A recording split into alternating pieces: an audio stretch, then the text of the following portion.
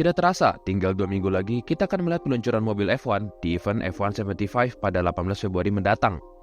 Meski tidak semua tim akan menunjukkan mobil aslinya di sana, setidaknya kita akan melihat livery baru dan wajah baru di event F1 75 ini. Beberapa berita menarik jelang dimulainya musim F1 2025 sudah kami rangkum di segmen update winter break kali ini. Yang pertama dan yang paling mengejutkan adalah FIA mengeluarkan aturan baru yang dapat memberikan hukuman pengurangan poin bagi pembalap yang mengumpat. Aturan ini kembali dipertegas oleh FIA setelah insiden Max Verstappen di Singapura kemarin. Isu ini menimbulkan banyak kontroversi awalnya, hingga asosiasi para pembalap, yaitu GPDA, mengeluarkan surat terbuka untuk FIA yang mengatakan untuk memperlakukan mereka selayaknya orang dewasa, karena mereka sudah tahu batasan-batasan mana yang tidak boleh dilanggar atau dilakukan. Bentuk boikot ini sudah dilakukan sebelumnya, salah satunya adalah Lewis Hamilton yang menggunakan banyak perhiasan termasuk jam tangan, kalung, cincin, karena ia dilarang untuk memakai perhiasan di pedok. Namun alih-alih mendengarkan suara para pembalap, FIA kembali mengeluarkan ultimatum yang baru dirilis beberapa pekan lalu, yang dimana memperketat aturan terkait pelanggaran kode etik, baik itu perilaku, pencemaran nama baik, serta komentar buruk. Hukumannya tidak main-main, di mana hukuman pertama akan diberikan sanksi $10.000, hukuman kedua akan diberikan $20.000 plus skorsing 1 bulan, dan jika masih melanggar, maka hukuman ketiga tidak main-main nominalnya dengan memberikan sanksi $30.000, skorsing 1 bulan, dan pengurangan poin yang belum diklasifikasikan jumlahnya berapa. Aturan ini berlaku untuk di seluruh kejuaraan di bawah naungan FIA, dan karena F1 berada di tingkat 4, maka hukuman tersebut akan dikalikan 4 jumlahnya. Sebagai contoh, jika Verstappen kedapatan melanggar kode etik yang diterapkan FIA, maka Verstappen harus membayar €40.000 pada hukuman pertamanya, lalu hukuman keduanya menjadi €80.000, dan hukuman ketiga menjadi €120.000. Lebih keras, lebih kejam, dan pastinya tujuannya agar para pembalap tidak melanggar aturan baru yang dibuat oleh FIA ini. Kami belum tahu pasti respon para pembalap melihat hal tersebut. Namun, kita akan melihat pastinya gestur-gestur dari para pembalap saat di GP Australia nanti dalam menghadapi aturan baru FIA ini. Dan tidak lupa, aturan ini bersifat mutlak, artinya tidak ada bentuk protes atau bentuk banding di hukuman ini. Selanjutnya ada Ferrari yang sudah merilis baju balap mereka untuk musim 2025. Dilihat-lihat mirip baju timnas ya. Tapi desain kali ini menurut kami lebih rapi, clean, dan elegan ketimbang musim lalu. Namun si logo biru ini saja yang membuatnya tidak terlalu estetik. Namun apa daya, kalau uangnya besar, sudah pasti ditampilkan paling besar. Lalu tidak hanya itu, Ferrari lagi-lagi sempat menjadi headline berita. Bukan karena prestasinya, melainkan Hamilton yang alami crash di tikungan cepat sektor 3 di Barcelona kemarin.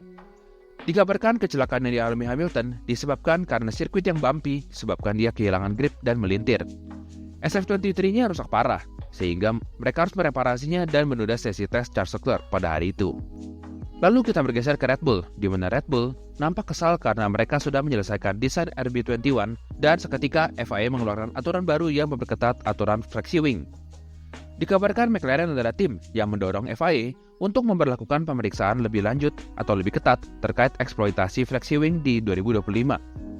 Rencananya FIA akan melakukan pengecekan di GP Australia dan GP Spanyol mendatang terkait flexi wing ini. Hornet sendiri mengungkapkan kekesalannya karena mereka sudah menghabiskan waktu mereka untuk mendesain flexi wing agar RB21 bisa bersaing dengan kompetitornya di musim 2025 mendatang. Kita sendiri belum tahu pasti apakah Red Bull dapat kembali ke jalur kemenangan di 2025, mengingat ketatnya persaingan seperti McLaren, Ferrari, bahkan mungkin Mercedes juga dapat unjuk gigi di musim 2025 mendatang. Lalu ada Adrian Newey yang menunjukkan kekhawatirannya terhadap RB20 sejak musim 2023. Namun lagi-lagi, kehebatan Max Verstappen dalam mengendarai Red Bull menutupi masalah tersebut, hingga akhirnya ia tidak bisa lagi mengendarai mobil RB20 ini. Newey khawatir dalam pengembangan RB20, yang dimana mungkin hanya Verstappen yang dapat mengendarainya, sementara Checo tidak. Terbukti di musim 2024 kemarin, Red Bull benar-benar kewalahan dengan tidak performnya Checo, sehingga mereka kehilangan gelar konstruktor mereka. Namun Horner sudah mengakuinya jika mereka terlalu santai karena Verstappen terus menang dan mendominasi di awal musim ini berjalan. Lalu Red Bull akan menjalani shakedown di Bahrain pada 25 Februari mendatang. Tidak seperti beberapa tahun silam di mana mereka lakukan shakedown di Silverstone. Kali ini mereka akan lakukan di Bahrain. Mungkin tujuannya untuk mencari data di trek Bahrain atau untuk menghemat waktu dan biaya mengingat mereka akan menjalani testing di Bahrain pada 26-28 Februari mendatang. Lalu ada sirkuit Suzuka yang alami pengaspalan ulang jelang GP Jepang mendatang. Pengaspalan ini dilakukan mulai dari tikungan 130R hingga sektor 1 selesai. Pengaspalan ini ditujukan untuk meningkatkan grip dan mengurangi degradasi ban. Kita tahu sendiri, beberapa tahun ini Suzuka sangatlah trek pemakan ban yang sangat parah. Oleh karena itu, pihak Suzuka melakukan renovasi ini untuk mengurangi degradasi ban yang ada di Suzuka. Selain itu, mereka juga melakukan revisi di curb mereka dan membuat run-off yang lebih ekstrim sehingga dapat menghukum lebih parah bagi driver yang keluar trek. Pihak Suzuka juga mengklaim dengan aspal baru ini dapat meningkatkan aksi wheel-to-wheel di trek nantinya. Lalu yang terakhir, James Foles mengatakan jika Williams dapat membawa momentum baik setelah input masukan dari Carlos Sainz selama testing kemarin. Hal ini dapat membawa tren positif bagi Williams dalam menatap musim transisi mereka di 2025 sebelum regulasi baru di musim 2026. Jadi jangan kaget jika tiba-tiba Williams dapat menjadi penantang mencari poin secara reguler bersama Haas. Sekian update berita jelang F1 musim 2025 ini. Jangan lupa untuk like dan subscribe karena kami akan terus update terkait berita F1 selama periode off-season ini.